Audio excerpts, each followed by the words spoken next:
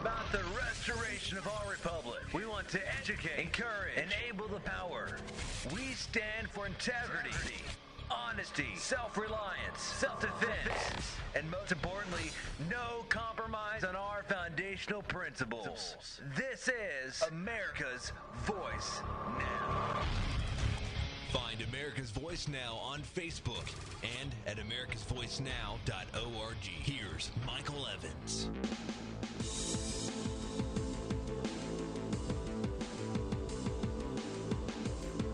Good morning, America. You're listening to America's Voice right here, right now. We're in the third out of 4 segments this morning. And we're covering some ground on some areas that every American should be passing around and sharing these videos and ideas with others in your circle of influence. The object of today's discussion is to become a civil disruptor. Legally, don't do anything that would violate the law.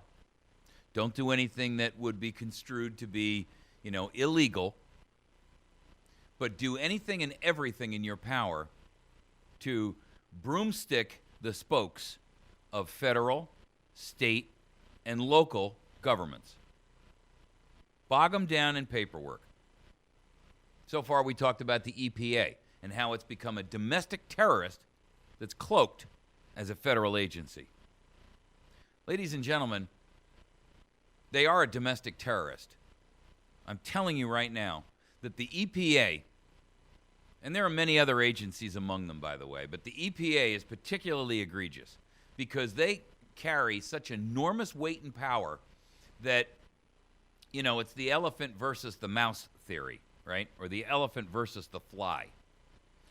They can crush you, but I got to tell you, there are ways that you can get around them. There are ways that you can slow them down.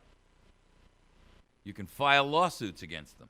Just make them answer. It doesn't matter whether you win or lose. You're not really trying to win.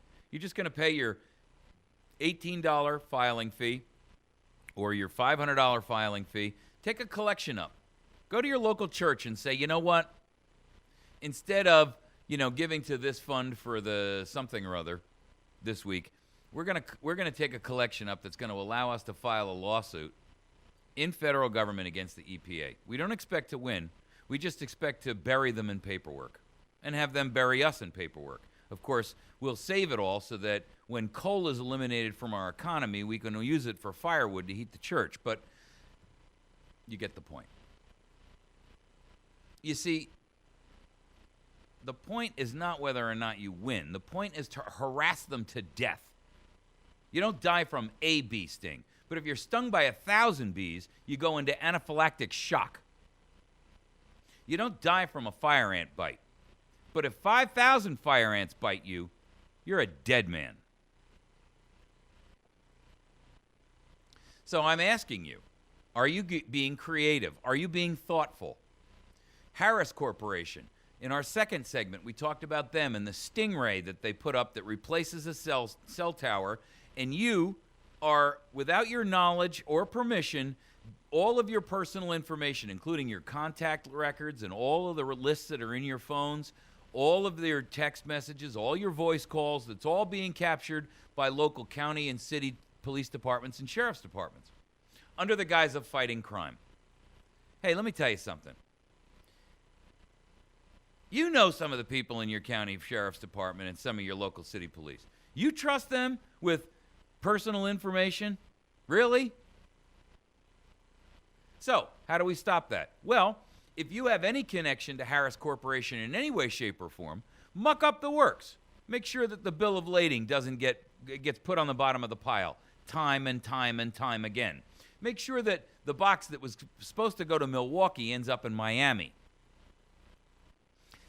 If you work for a utility operation that is near or connected in any way, shape, or form to Harris Corporation, do what you can.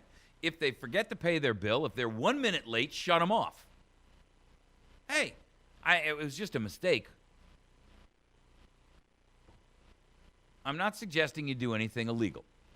So for the record, and for the NSA and the FCC who are all listening, I'm not advocating any illegal activity here, nor am I condoning or suggesting it.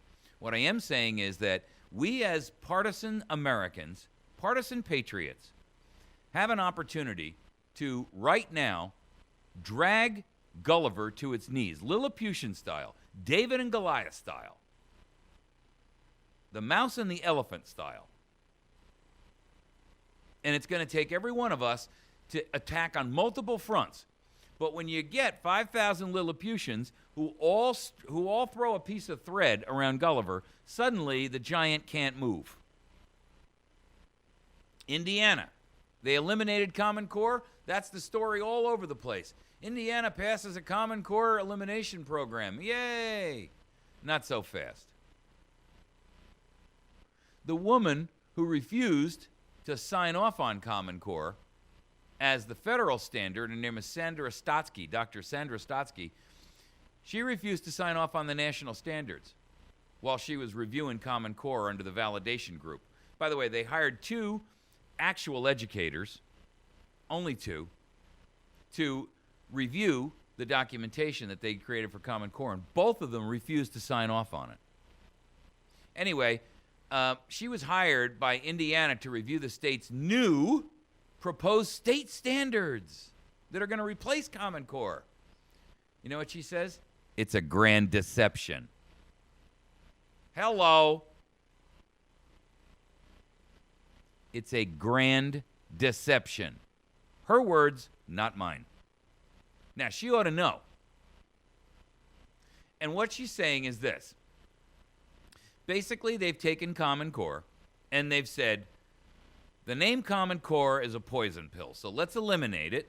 And what we're going to do in its place is we're going to basically take the same crap we were shoving down the throats of our kids under Common Core. We're going to call it something different, and we're going to relabel it and submit it and get it through. And everybody cheered. And the crowd roars. But it's all a grand deception. She explains that the draft standards proposed as a replacement for Common Core in Indiana, in fact, are almost the same exact standards as the national scheme that started the whole thing in the first place. Incredibly, internal government documents actually reveal that as much as 90% of the new standards that are intended for grades 6 through 12 were taken directly from Common Core. Another 20% of the standards were edited versions of Common Core.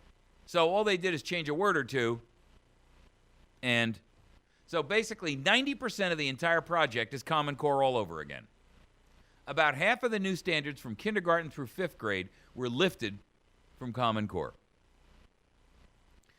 It makes a fool of the governor, says Ms. Stotsky, Dr. Stotsky.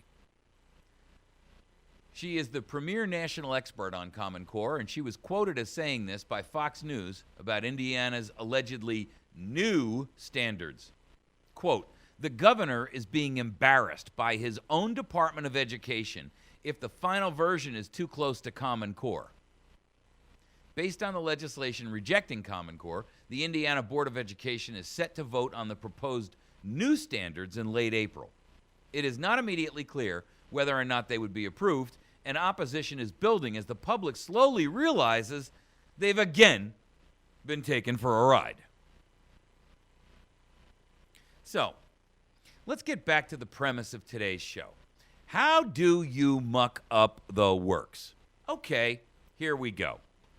Go to your school board members and say to them, we're watching you, and if you approve Common Core, we're going to remove you at the next possible election. End of argument, end of discussion. Go to their house and knock their garbage cans over for all I care. Sick a raccoon on their cans. I mean, here's your point. You are to do anything and everything within your power that is legal and lawful anywhere and everywhere to anyone and any group, any organization, any entity, any government organization or group. That's it. Go after them all. Go after the private corporations. Go after the companies that want to ship the books. If you work for UPS and you know that's a group of textbooks coming in and it's full of Common Core, make it go to Alaska. Sideswipe it. Make it disappear. If you work for the school and you see the Common Core standards coming in, do everything in your power to end it. Everything. Everything. Do it legally. Don't do anything that would get you arrested. Don't do anything that would make you lose your job. You're too valuable where you are as an insider in the partisan war against tyranny and domestic terror sponsored by the state and the federal state. It's all the same thing, after all.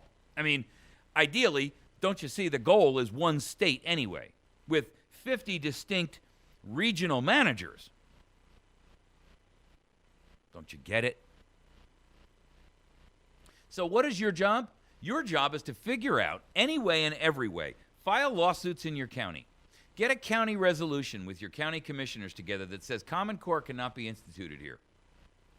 Let the school board take your county commissioners to court.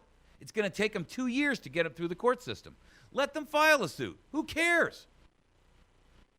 Who cares? The object is to gum the whole works up. Disrupt school board meetings. Show up when they say, this is a closed school board meeting.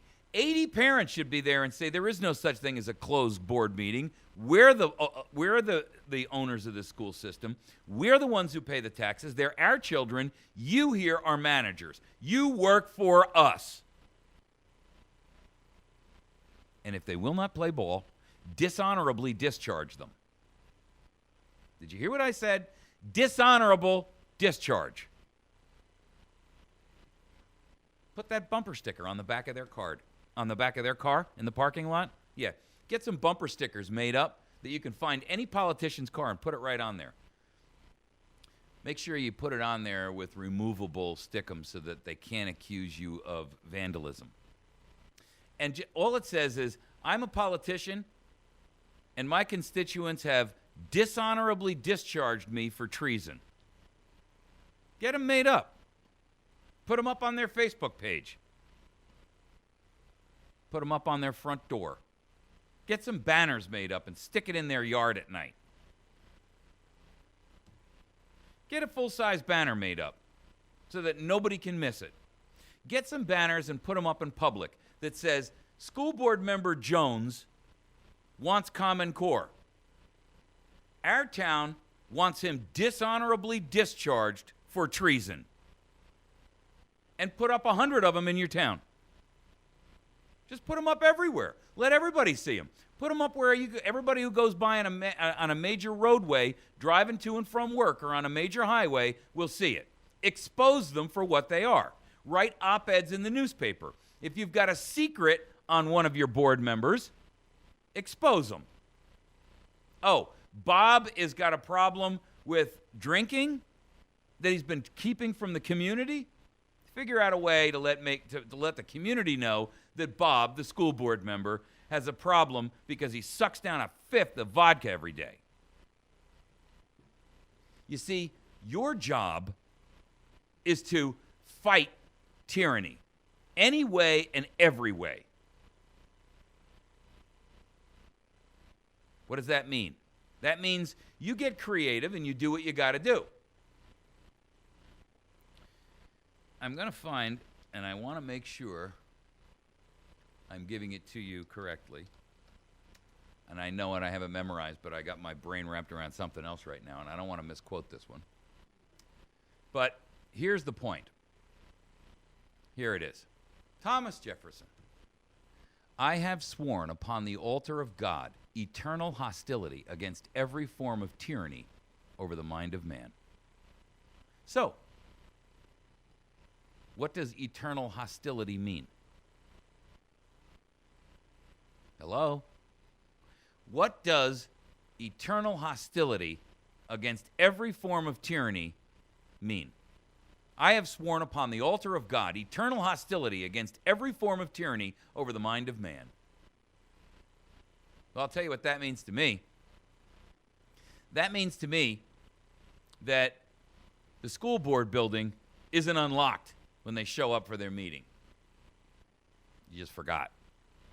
The custodian forgot to come by and unlock the building so that they could get in. That means that you as parents show up en masse. You're not asking to be allowed into the school board meeting. You're demanding it. And if they try to stop you, you stick together, not like that crap you saw in that video where this one guy stood up in a school board meeting and tried to discuss Common Core, and the police came in and dragged him out. Frankly, every citizen in that room should have gotten up and said to that officer, you leave this room right now, or we will take you apart limb from limb, all of us collectively. You will leave here in tar and feathers. Now, exit. That's what you should have done. That's what that community should have done. And that's what you need to be prepared to do as a collective group. Not mill about like calm sheep. Not stand there when you go to a city council meeting and the chief of police is called in because somebody like me or somebody like you speaks out. And they're called in to drag us out. Every citizen should stand up and say, I don't even agree with the guy, but you ain't moving him. Not today. That's how it works, folks. That's how it works. You ain't moving him. Not today. This is our country. It's our town, our city, our county government, our federal government, our state government. The time of sitting around on our hands, whining and praying and hoping and wishing that somebody's going to come along and be a leader are done. There are no leaders. Don't you get it? Look in the Democratic ticket. Find me one person. Find me anyone on the Democrat side of the fence that you could sit there and say, that person may have a possibility of being able to be a good, legitimate candidate. Find me one person on the Republican side of the fence that you can say the same thing about. I don't care whether you're talking about president for 2016. I don't care whether you're talking about 2014. There ain't a single one of them that are worth following. Nobody that you should put your butt on the line for. Not a single one. So recognize this. There is no leadership. There are no George Washingtons. And the only way that a George Washington is ever going to show is when that George Washington, who's hidden in the bat wings, who may not even know he's a George Washington yet, when he recognizes that when I raise my head to take the lead, I'm not going to get killed immediately. Hello? You see, this is a lot simpler than everybody's given it credit for. Your job is to be a partisan. Your job is to do everything. You know, back in World War II, when the French were invaded by the Germans, when the Swedes were invaded, well, the Swedes and the Finns were invaded by Germany. When Poland was invaded, when every country, Denmark specifically is the one I'm thinking of because of this issue that I talked to you about with Flame and Citron. If you don't have that movie, go get it. It's called Flame, F-L-A-M-E, like flame in a candle, and Citron, C-I-T-R-O-N. Rent it, borrow it, watch it on Netflix. It's foreign language. The whole thing it takes place in Denmark, so they're speaking Dutch. And it's about these two guys who are partisans. One they call Flame, and the other they call Citron. And these two guys are partisans in the fight against an invading Nazi army. And they do everything in their power to muck up the works. They cut phone lines. They go and find the guy who used to be the local newspaper man who's now, siding with the German Nazis against his own people. And they pop him right in the middle of the street. They just walk up, pop, pop, pop. They set up ambushes on the side of the highway. They find people who are working with the Germans, and they remove them from the equation. Now, am I suggesting that you should do that? Absolutely not. That's murder. There will be a time when it won't be considered murder. It will be considered doing your part as a partisan for your nation. I am telling you that right now. No, the NSA can't hang me out to dry for that. I mean, they probably try to get me kicked off the air for saying it, but it's the truth. Right now, we're not in a shooting hot war. We're in a cold war. But we're in a cold war that they're playing for keeps. And we're standing here with our pockets exposed, pulled inside out, and no idea what to do, no organization, no coordination, no resources, nothing. And what are they doing? Well, they're actively plotting our demise. So what does a partisan do? Well, what a partisan does is anything and everything to mess it up. The lady who worked in the bakery that served the croissants that went to the hotel where the Germans ate, right? She's the one who, put a little poison in the croissants to make everybody sick. The point is simply this. Everybody can play a role, no matter how small you think it may be. Right now, we're limited to legal methods. What are those legal methods? Well, you can file lawsuits. You can file and create and organize protests. You can get up in front of your church and say, you know what? I haven't seen any of you at a school board meeting, and you all have kids in this school. So you live in this community. What's up with you? There's a school board meeting on Tuesday night. I'm not asking for you to show. I'm telling you, any one of you who will not show, just to lend support to those of us that will speak, should be ashamed of yourself. Because you say you're a parent, you say you'd love your kid, you say you'd do anything to save them, but you won't. Shame them if necessary. You don't have the brass to do it? Get me to come to your church. I'll do it for you. I have no fear. I don't care. They can kick me out. They can hate me. They can say, that guy, he should have never been allowed to come into our church. Well, guess what? Couldn't care less. I'm not PC about it. I'll call it just the way I see it. But I'm here to tell you, America, time's up. The days of sitting around trying to figure out what to do are over. Have you signed up for Obamacare yet? Good. Don't drag it out. Do not sign up for it. They just extended it. We're going to talk about that next. They just extended it. So you don't have to sign up. Kill the thing by attrition. Make it so expensive. And listen, at this point, it doesn't really matter anyway. We're so broke, it's only a function of time until the economy collapses anyhow. So we may as well speed the process. Don't sign, don't pay the fine. Have a nice day. Don't join Obamacare. There's your first act of civil disobedience.